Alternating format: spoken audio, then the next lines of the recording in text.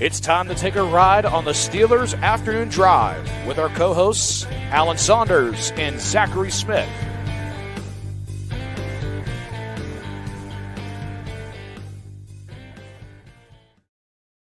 Welcome back to another episode of Steelers Afternoon Drive. I am Zachary Smith. That, of course, Alan Saunders. Alan, well, first off, I asked how you're doing. I will say it looks a little bit better behind you than it did earlier. But how are we doing out there?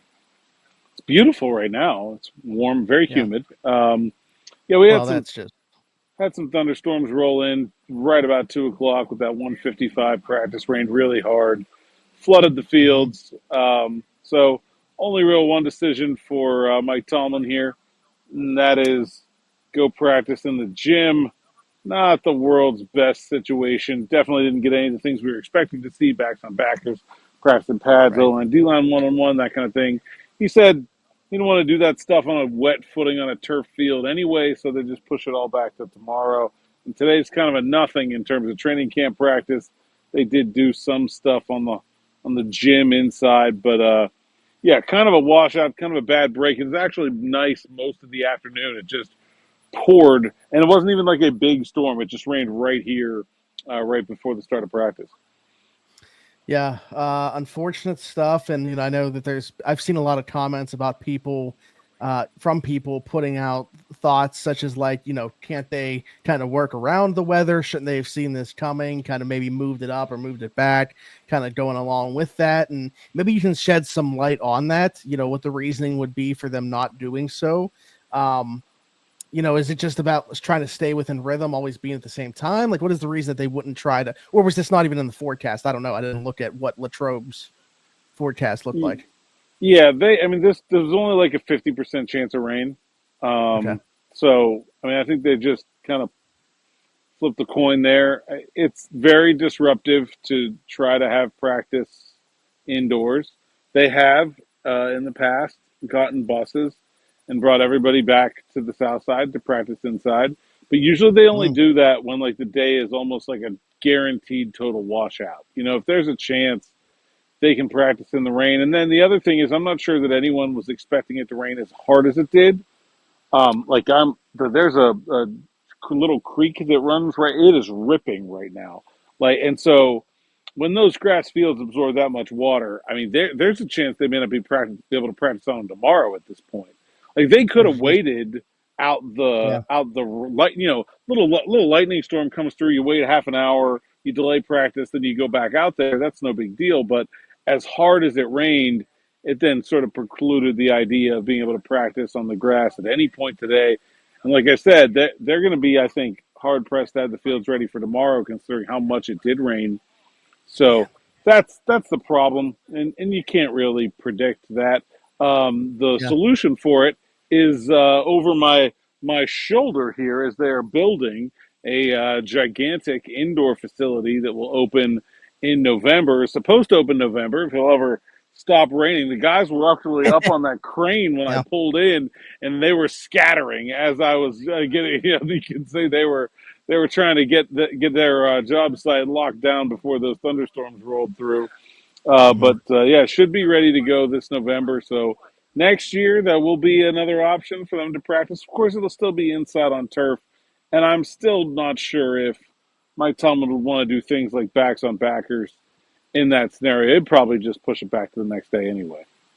I think, that's the big bummer, is not because that was supposed to be the first day of that. And now you're talking about how it's going to impact tomorrow potentially and what it could do. So, it's just a bummer. Like right out of the gate, we saw 2 practices already cut short because of the weather. So is Mother Nature does not want the Steelers to get these early reps in a training camp right now.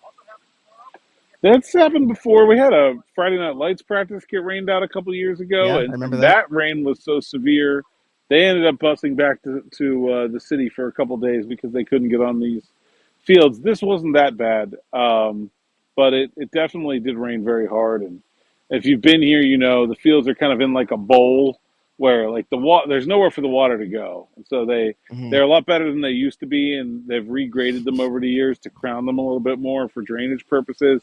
But it still gets very, very swampy over there very fast. So only so much you can do. You got a lot of days of training camp. I don't think anybody's crying over one, but it's disappointing that was supposed to be a special day, and now we Yeah. get to have to wait another day. 30% chance of thunderstorms tomorrow, according to WTXI's Scott Harbaugh. So keeping our fingers crossed that one goes off as planned right now.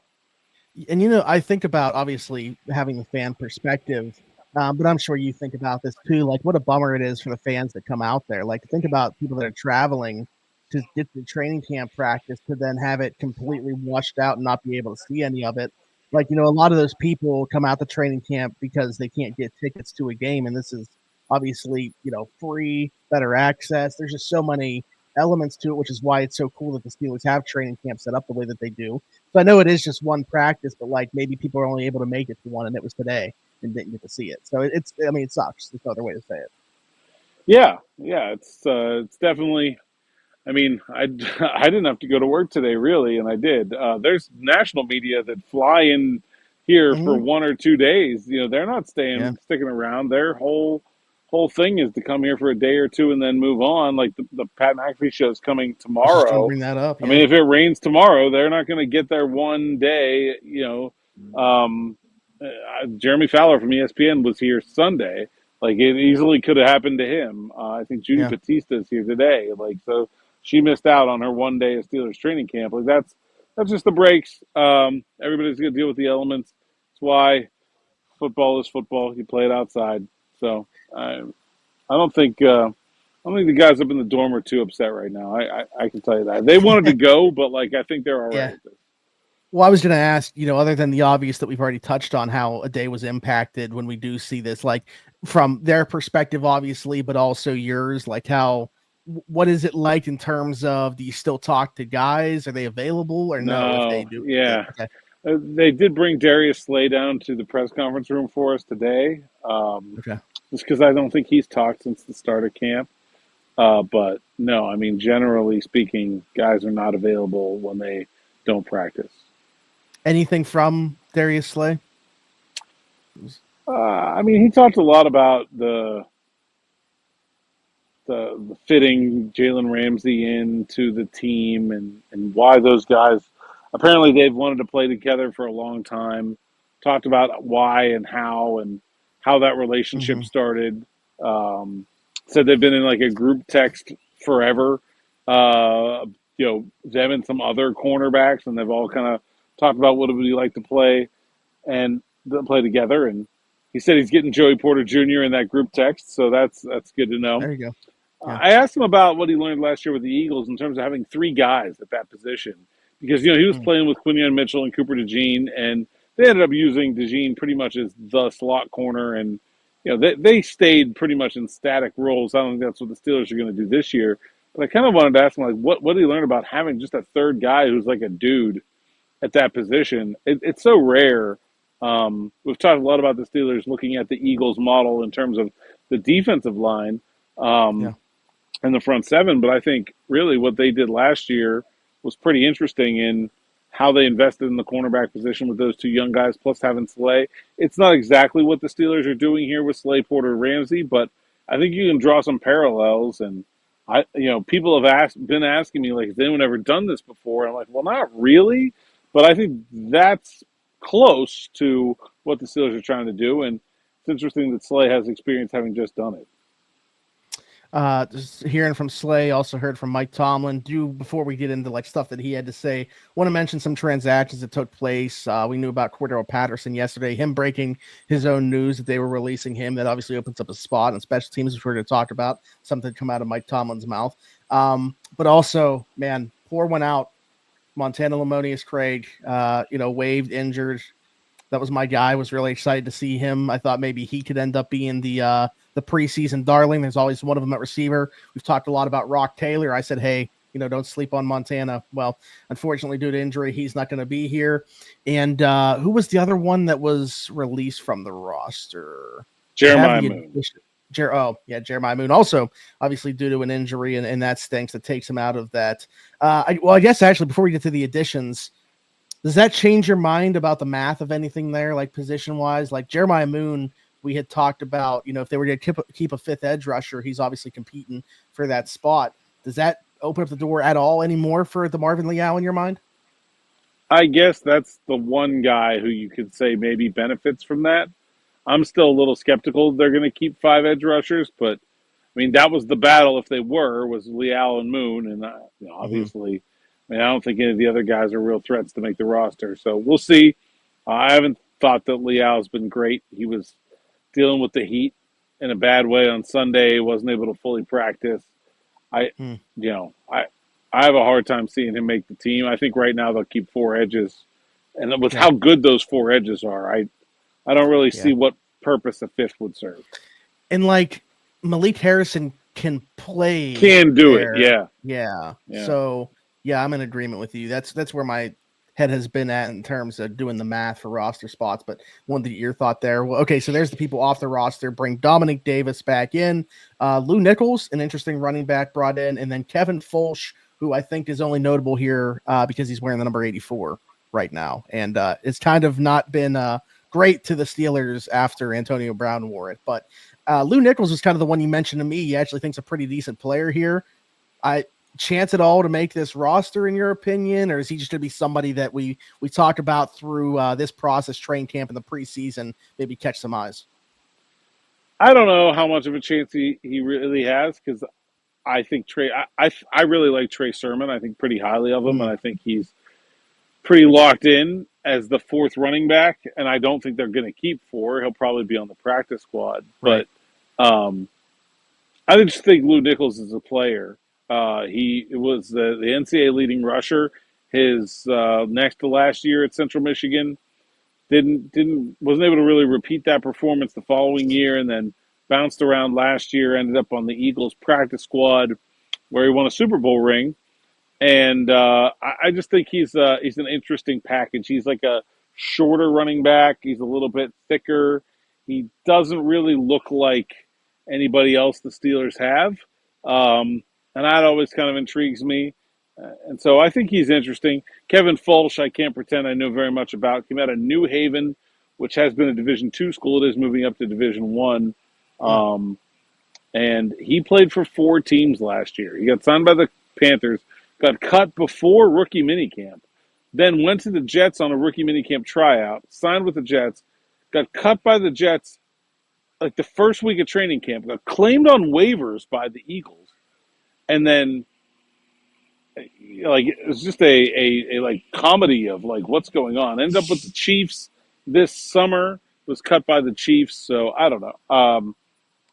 I don't know much about him, but they need depth at tight end. Do you even know, like, skill set wise? Like, is he more of a pass catching tight end or more of a block? Or you don't even know in terms of what he brings to the table? I mean, he didn't catch the ball very much at New Haven, where I would think if you're an NFL player and you're a receiving tight end, you would be getting the ball a whole bunch more than he did. So I'm going to assume a blocking type, but I don't even know that much about him. But DJ Thomas-Jones did get some good news about that injury. Right. It's not a torn Achilles, but I assume he's still going to be out for a little bit. And, they're going to play 3 tight ends. They got to have more than 4 or 5 of them laying around. There's a whole ton of reps for DJ Galbraith on Sunday. And so this is just somebody to take some of those. Also, Galbraith is a skinny guy. So, I mean, he's probably needs like a redshirt year to go put 20 pounds on if he's going to play tight end in the NFL. So, speaking of Galbraith, though, I swear, like, maybe you can speak to this, obviously getting eyes on him every day. Is he popping, like, making some type of play every single day as a pass catcher? Yes. Like, I swear I see his name a ton. Maybe we need to talk more about the Steelers' ability to find these, like, bottom of the depth chart tight ends. We were really big fans of Hot Rod, obviously, in the past. If Galbraith ends up being, a contributor, a player here, but like you said, he might need a year in the practice squad to put on some weight. But yeah, I haven't gotten eyes on him, but I just see he looks good. Often. He gets open a lot. I just think it's not like he doesn't come off like Harrison Bryant, where it's like, oh my God, look how athletic this guy is. He just looks okay, but he gets open. I think that's the big thing. The third string quarterbacks, Howard and Thompson, have really found him a lot, and so. A good start. I can't imagine him making the team, but I think he could make a practice squad pretty easily. Mm-hmm. Okay. And we've talked about guys that are on the roster. A name that was can't believe how far we've come since this man was drafted. Treylon Burks, the Tennessee Titans, suffered a broken collarbone and then was injury waived like 2 days later. So he's out there, obviously going to be dealing with this injury and come back at some point. But, Alan, this is a name that we had talked about in the past. Like, should the Steelers take a flyer on if he comes available? Should they circle back to this when he is healthy? When he's healthy, yeah. I mean, obviously, he's going to go through waivers right now. He'll probably clear. He's making some money as a first-round pick. So Sure. Yeah. Any team that claims him on waivers would have to pay that money. I doubt they're going to want to take the Titans off the hook for that. So once he clears waivers, he'll revert to the Titans injured reserve list. They'll probably reach an injury settlement with him where they'll pay him a prorated version of his salary. Especially his salary is guaranteed, so they can just cut him loose. They have to pay him anyway. They'll just cut him loose, and then somebody will be able to sign him for the minimum whenever he gets healthy. I would be interested. I think he has big playability. If nothing else, he can be, that home run pinch hitter where, like, I don't think he's going to be a regular part of anybody's offense at this point in his career in terms of volume. But maybe you can go out there and make 5 big plays a game. Yeah. See, that's kind of all, like, he was a good playmaker when he got the ball in his hands. The problem was getting the ball in his hands. Like, how do we get the ball to him? Because he's not a great route runner. And, it's just hard to figure out. He's also been hurt a lot. Yeah. Yeah. So, I don't know. I mean, don't get me wrong. I'm intrigued. The pedigree is obviously there. But I guess, so that begs the question to me based off, because I wasn't fully aware of, like, what the process was there. If they got to pay him anyway, like, what was the point of them doing this piece of business now? I think just deciding they're done. Okay. They're not going to be able to trade him. I think they're just I guess like hands. If you're my thing is like, okay, he comes back and he's able to stay healthy, and you have another guy or two on your current roster that end up going down.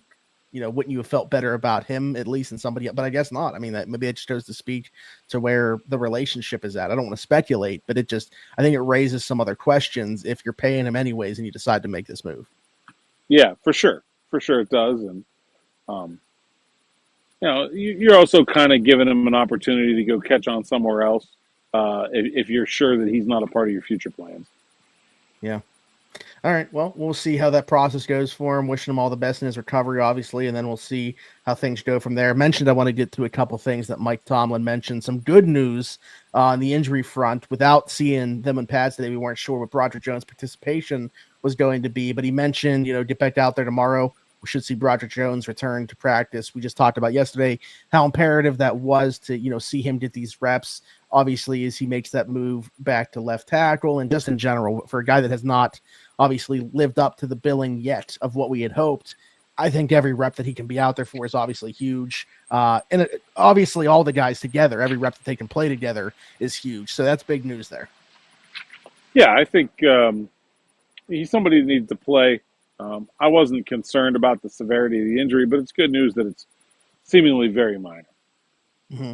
Yeah, I mean, even if you told me like he was going to miss a couple weeks, but like they hope that he's ready at some point during, like, that to me would have been not, I don't know about discouraging, but unfortunate. Like the fact that he's back out there this soon, I'm very excited about. So we'll see how he looks. Hopefully when they throw the pads on, we get to some encouraging reports and what he looks like. Obviously, there's the level of competition we're not going to be questioning. He's going to get good matchups in those practices, so look forward to that.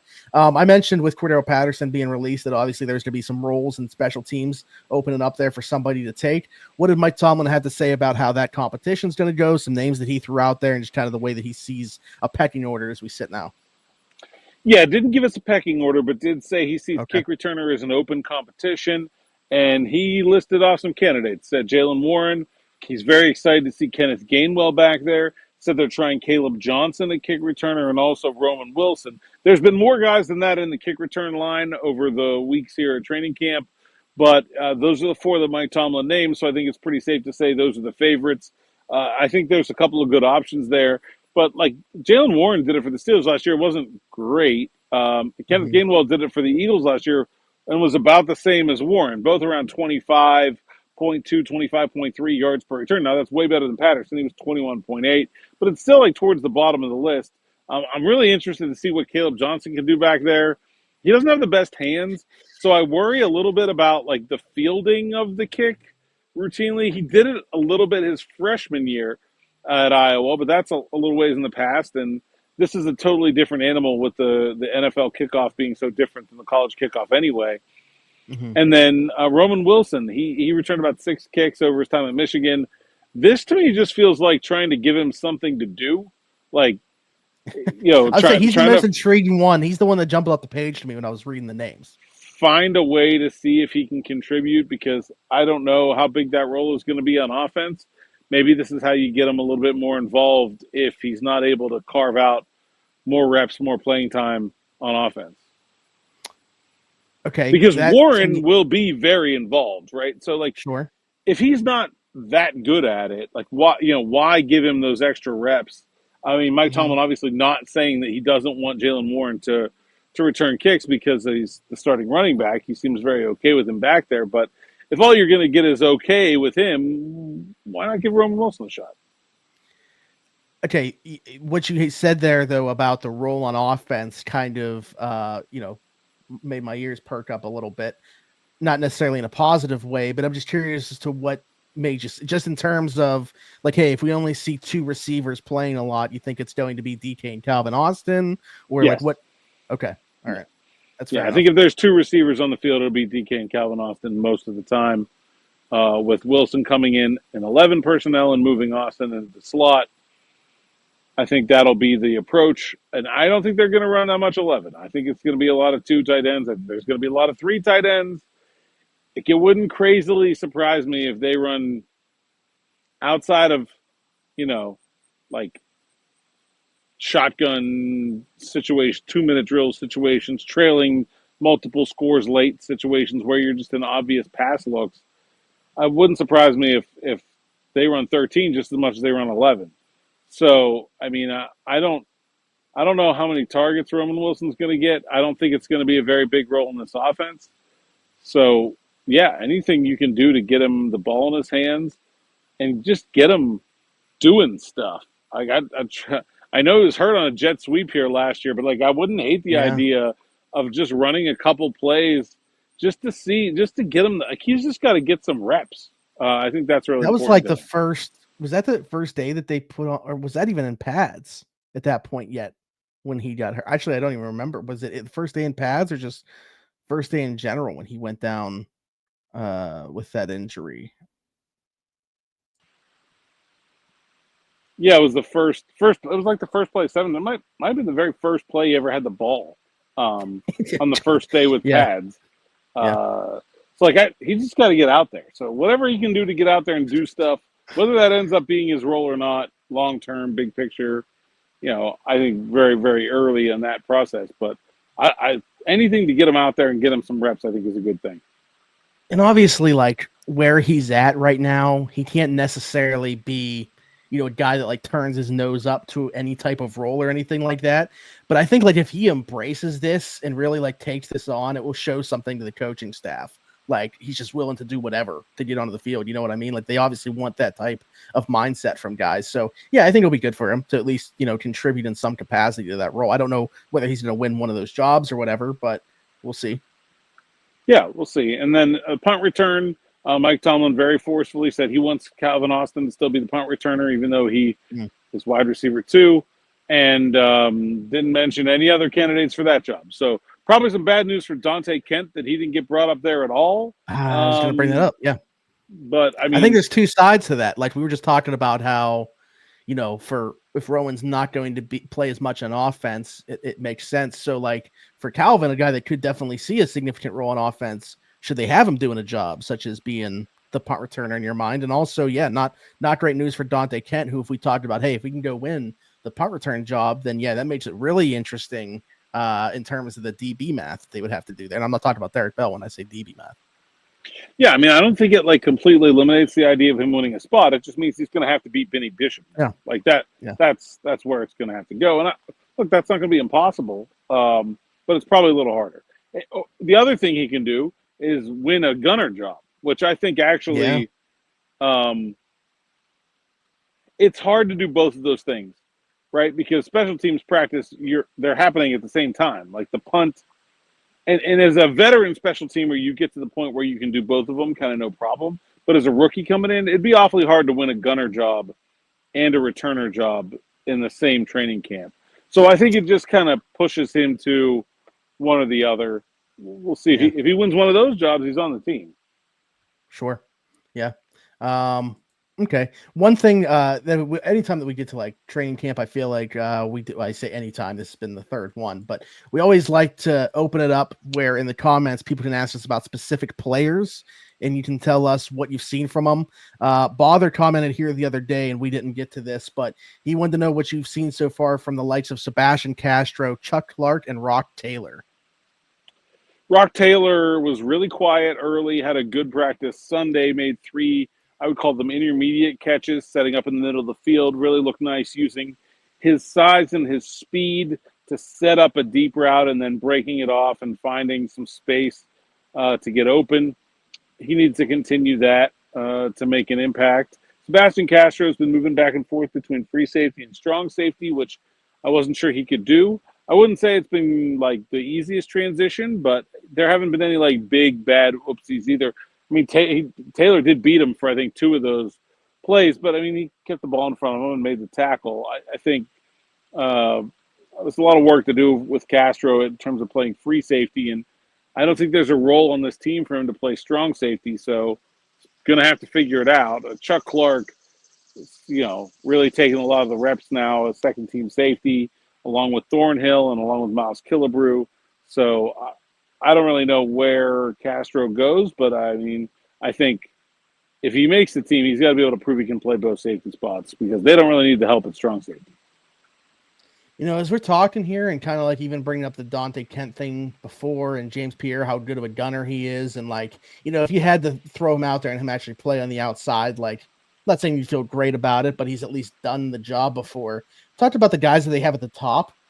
I don't know if we've spent enough time talking about, like, I really like this corner group. I'm curious to see how, like, even the backups, right? Like Corey Trice and Brandon Eccles, like, very good players. Kind of just popped in my mind there. I just wanted to get your thought on more so the depth guys down. Like, we talked about Jalen Ramsey, Joey Porter Jr., Darius Slay, and I'm sure we will like every single day. But, like, beyond those guys, I feel like it's a really intriguing group. I mean, I think right now, if I was making a 53-man roster, I'd be cutting like Pierre, Kent, and Castro, and I think those are really good players. Like that's difficult. There's a lot of talent in the secondary. It's deep. It's got elite talent. It's got all levels, right? It's got elite talent. It's got solid veterans. It's got promising young guys. I think this is, we talked about like best Steelers secondary. Mm-hmm. When you look at, we talked about some of the, like that 19 secondary, for example, very good 1 through 5, probably even 6. But like, I don't remember in training camp guys on the third team being as good as Sebastian Castro and Dante Kent. Like that probably has never happened. Right. Yeah. Like if one of the outside guys would have gone down, they would have had to have kicked Cam Sutton out there and play like the entire role out there. And then you would have had Hilton play in like in all situations in the nickel. And, would you felt great about that? I think what made them so great is because like you had the interchangeability or the ability to kind of complement each other with Sutton and Hilton in that role. And then Nelson and Hayden were so good on the outside, but like, I don't know that like the depth was there behind them that this team has. Very similar to the offensive line last year, where like you just look at the depth and you're like, there's the ability to overcome significant injury almost everywhere. And that doesn't even bring up the fact that if one of your 2 outside cornerbacks gets hurt, the first move is that Ramsey just goes back there. Mm-hmm. Like that. Yeah. You don't even need to get into your depth. Right. Absolutely. Definitely a group that I'm looking forward to watching. Obviously the rest of training camp, this should be an interesting battle, but as we get into like the preseason and they're facing competition that they're probably, punching down to, for lack of a better term there, in my opinion. I'm curious to see what it all looks like, but anything else to take away from an uneventful day, what it turned out to be? No, man, I think that's about it. We got our schedule worked out for this weekend. So you are out here Friday. with me and DB. What a day. What a day. I it's know. gonna be. And then Saturday, it'll be me, DB, and Brendan. And then Sunday, me, DB, and Ed Thompson. So, yeah, get it done. Yeah, the rumors were circulating. I got a phone call the other night. Do we have a different photographer filling in for Ed Thompson on Friday? I don't think we do. I think we're trying to, but I don't know if it's going to work out. So that's where we're at right now. Okay. All right. Well, we'll see how it plays out. I will definitely be there. Very excited about it. Excited to get out there and just take it all in. Be the first Friday Night Lights practice that I'm out there for. So excited to see how different it is from a normal one. But until tomorrow, Alan and Nick Faribault what up, dog? and Chris Carter. Smitty. And Chris Carter. Not only we in the building over here. I can't hear a word you saying, Smitty. He's got his AirPods on. Oh, okay. I thought everybody could hear me. All right. He's not Team Wires like A-Rod. Great guest appearance there as we wrap up. Alan, I was just about to tell you to tell the people where they could find you. Apparently surrounded by Chris Carter and Nick Faribault. Saunders_PGH on X, Instagram, TikTok, and Blue Sky. PGH Steelers Now, the site's account. SteelersNow.com. Go there, read the word so I can get paid. Sign up for SN Plus, and you get ad-free and exclusive content and our subs-only live stream, which will be coming up again as we turn calendar here, coming up to the month of August. And then, of course, anyone can like, subscribe, hit that bell for notifications on the YouTube channel, which a lot of you have been doing because the show, the subscriber count just keeps jumping up every day. It's awesome. We love it. We appreciate it. It definitely helps. You know, you got to feed the algorithm, right? You got to get this podcast showing up into more people's faces so that they click on it and learn how awesome it is. So we really appreciate that. And Smitty, what's our number today? Oh, this is a tough one to say any name besides 1-4.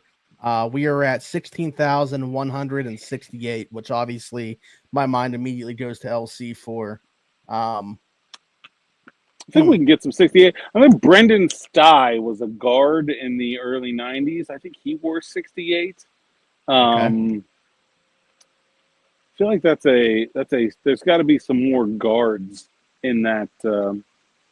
I think Kelvin Beachum was 68. Oh, as well as Chris Kimoyatu. There you go. Yeah. Some 68s. Was Ariel Solomon 68? He was a backup tackle in the very early maybe even late 80s. He might have been 68 too. He was 68 or 69. Yeah, it doesn't list him under 68. Okay. It must have been 69. Kedrick Vincent. Oh, yeah, that's a good one. That's a good one. Backup guard. What a name here. Ryan Harris. Came over from the Broncos, and that didn't go well. No. That did not go well. Forgettable 68 there. But anyways, all right. Who's the current? We have a current 68. Who's the current 68? It didn't list one. There's got to be one. Why am I not thinking of it? Wait, is he back again? Is John LeGlue on the roster again? No, he's not. Okay. It says he was wearing 68 in last year. Yeah. Sure. Yeah, it doesn't list anybody right for 25. No 68. All right. Yeah. That's odd. I mean, the thing is, like, they might have had this. If it's just on an off-season roster, I wonder if it even. So there might be somebody wearing it. There probably is somebody wearing it right now, but I'm not sure if it's even like registered yet. On here. Yeah. Like with 90 guys, I'd be stunned if somebody wasn't wearing 68 right now. Yeah, I would be too, but I can't. First team offensive line is Jones and Fautano and Sayamalu and Frazier and McCormick, and then you got McCollum and Max Sharping, Spencer Anderson, Cook and Calvin Anderson, and then you got Doug Jones is 79, Gareth Warren 78, you got Nick Brokers 61, you got it's impressive that you know Doug Nestor is 72. I'm looking at the offseason roster. There's not a 68. The last offensive. Yeah, there's no 68. Stephen Jones, 79. Yeah. Aiden Williams, 71. Aiden Williams, 71. Yeah, that's it. No 68. That's crazy. Crazy. They got like 8 duplicate numbers out of it. Maybe they're just avoiding it. I don't know. Maybe they're like, stay away from 68. I don't know. They got cornerbacks wearing 5. They got edge Yeah. rushers wearing 33. Dogs and cats living together. I don't know. It's a new day. Nobody wants 68. No. Maybe it's and they don't want anybody to wear LC's number anymore. I don't know. I mean, I'd be all for that. I think LC is Yeah. deserving of that treatment. But should be in the Hall of Fame too. Absolutely. Well, we had like an entire episode where we already talked about that. But either way, as Alan said, like, subscribe, hit that notification bell here. Hit us in the comments as well. Your thoughts on anything we talked about today. Question for a future episode, all that good stuff, as you guys know. If you're listening somewhere else, Apple, Spotify, wherever your podcast from, be sure to leave a 5-star review and subscribe over there. Just search Steelers Afternoon Drive. Do the same thing on TikTok, and then you'll find me everywhere as Zachary Smith, PGH for Alan Saunders and myself. Thanks for jumping in and taking another ride on the Steelers Afternoon Drive.